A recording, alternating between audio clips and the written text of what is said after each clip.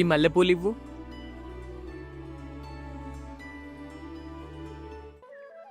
అమ్మా, కొత్త చీర తీసుకొచ్చిన కట్టుకరాపోయే. పండుగ ఇప్పుడు కాదు కదరా. నాకు చూడాలనిపిస్తుంది, పోయి కట్టుకోపో అమ్మా. సరే చెప్పు, తినవు కదా. సంజన, ఇగో నీకు చీర.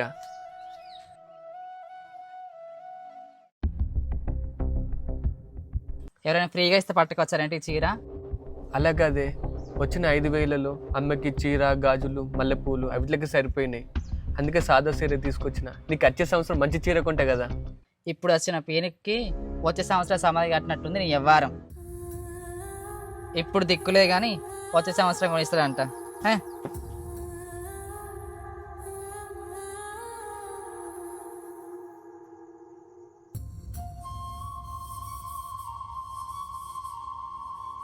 అచ్చం పైసలు ఇచ్చే లచ్చిందేవి లాగున్నావు గాయ.